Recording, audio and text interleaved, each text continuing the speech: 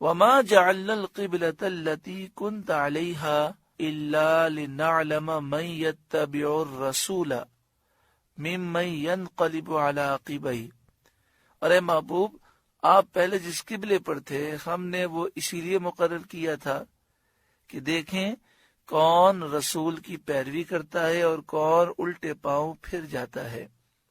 اس میں تحویل قبلہ کی حکمت بیان کی گئی کہ 17 مہینے اور 3 دن بیت المقدس کیوں مقرر کیا گیا؟ تو فرمایا اس کی حکمت یہ ہے تاکہ یہ ظاہر ہو جائے کہ 17 مہینے اور 3 دن کے بعد کون نبی کریم صلی اللہ علیہ وسلم کی پیروی کرتا ہے اور اپنا منہ بیت المقدس سے خانہ کعبہ کی طرف کرتا ہے، اور کون الٹے پاؤں پھر جاتا ہے، تاکہ واضح ہو جائے کون حضور کا سچا فرمانبردار ہے اور کون منافق ہے۔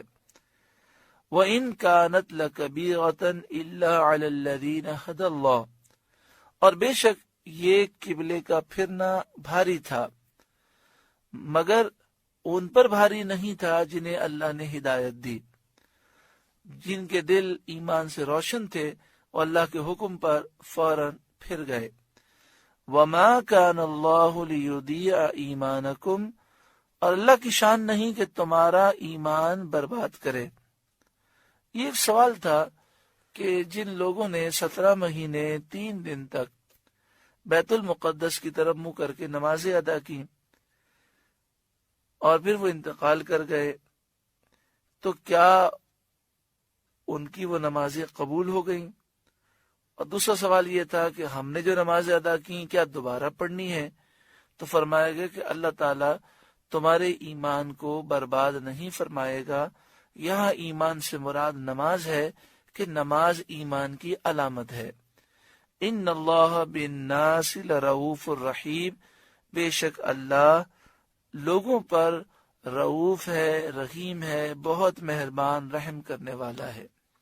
تو انہیں یہ حکم دیا گیا کہ جو نمازیں بیت المقدس کی طرف منہ کر کے ادا کی وہ ہو گئیں، اب خانہ کعبہ کی طرف منہ کر کے نماز ادا کرنی ہے۔ آگے ارشاد فرمایا قد نرا تقلب وجہک فی السماء، ہم دیکھ رہے ہیں بار بار آپ کا آسمان کی طرف منہ کرنا۔ 17 مہینے 3 دن بیت المقدس مسجد اقصی کی طرف منہ کر کے نمازیں ادا کی گئیں۔ نبی کریم صلی اللہ علیہ وآلہ وسلم بار بار آسمان کی طرف دیکھتے کہ کب جبریل امین تحویل قبلہ کا حکم لے کر آتے ہیں۔ آپ کی خواہش یہ تھی کہ قبلہ دوبارہ خانہ کعبہ ہو جائے۔ اللہ تبارک و تعالی نے آپ کے اس عمل کا ذکر فرمایا، اس میں اشارہ اس طرف ہے کہ محبوب کی ادائیں بھی پیاری ہوتی ہیں۔ قد نرا تقلب وجہک فی السماء، ہم دیکھ رہے ہیں بار بار آپ کا آسمان کی طرف منہ کرنا۔ فَلَنُوَلِّيَنَّكَ قِبْلَةً تَرْضَاهَا، تو ضرور ہم آپ کو پھیر دیں گے اس قبلے کی طرف جس میں آپ کی خوشی ہے، جسے آپ پسند کرتے ہیں۔ اللہ اکبر، قبلہ بھی تبدیل کیا گیا اور خانہ کعبہ قبلہ بنا حضور کی رضا کے لیے، حضور کی خوشی کے لیے۔ ساری کائنات یہ چاہتی ہے کہ رب راضی ہو جائے، اور رب کتنا کریم ہے، اپنے محبوب سے کتنا پیار فرماتا ہے۔ فرمایا جا رہا ہے محبوب ہم اس قبلے کی طرف آپ کو کر دیں گے جو قبلہ آپ پسند کرتے ہیں، جس میں آپ کی رضا ہے۔ قرآن مجید فقان حمید نے فرمایا وَلَسَوْفَ يُعْطِيكَ رَبُّكَ فَتَرْضَىٰ، ضرور آپ کا رب آپ کو وہ عطا کرے گا کہ اے محبوب آپ راضی ہو جائیں گے۔ تو نبی کریم صلی اللہ علیہ وآلہ وسلم کی خواہش پر قبلہ چینج ہوا۔ نماز میں آپ تھے، ایک روایت کے مطابق یہ ہے کہ ظہر کی نماز تھی، اور دوسری روایت یہ ہے کہ عصر کی نماز تھی۔ جہاں آج کل مدینہ شریف میں مسجد قبلتین ہے، اسی مقام پر آپ نماز ادا کر رہے تھے۔ اس وقت یہ مسجد بنی ہوئی نہیں تھی، ایک قبیلے کی جگہ تھی اور وہاں پر اس قبیلے کے لوگ نماز ادا کرتے تھے۔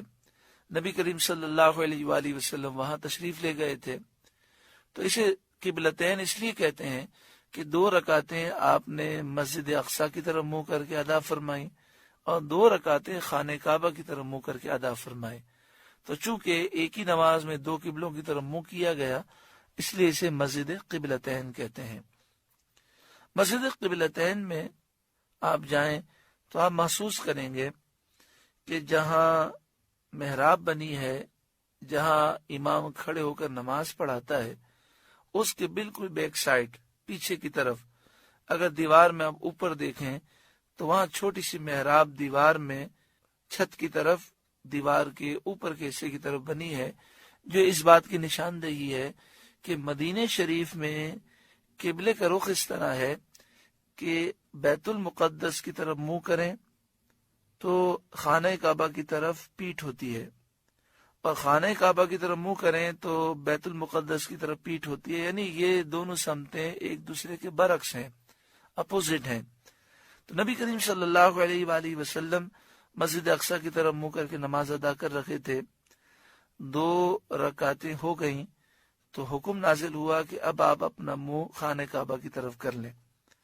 تو پیارے آقا صلی اللہ علیہ وآلہ وسلم آپ نماز کے دوران چل کر پیچھے تشریف لائے اور پیچھے آ کر آپ نے اپنا رخ مسجد حرام کی طرف، بیت اللہ شریف کی طرف کیا، اور جتنے صحابہ آپ کے پیچھے تھے سب نے اپنا رخ چینج کر دیا. اب ہوا یہ کہ جو پہلی صف تھی وہ آخری صف ہو گئی اور جو آخری تھی وہ پہلی ہو گئی. اب سب کے منہ بیت اللہ شریف کی طرف ہو گئے. اس وقت عورتیں بھی نماز میں تھیں اور مرد بھی نماز ادا کر رکھے تھے. جب عورتیں نماز میں ہوں تو اس پر حکم یہ تھا کہ مرد آگے ہوں، عورتیں پیچھے ہوں.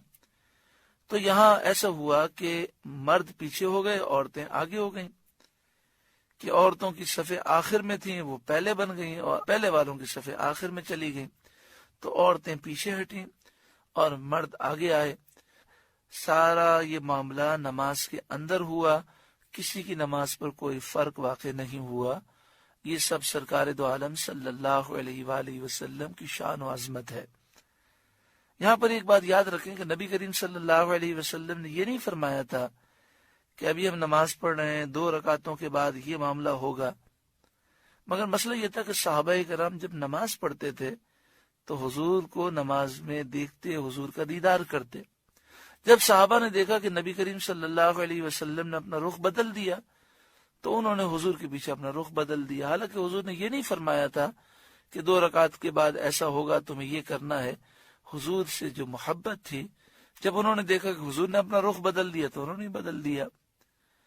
فولی وجہک شطر المسجد الحرام، ابھی اپنا منہ پھیر دو مسجد حرام کی طرف. یہ آیت نماز کے دوران نازل ہوئی اور آپ نے اپنا چہرہ مسجد حرام کی طرف پھیر دیا.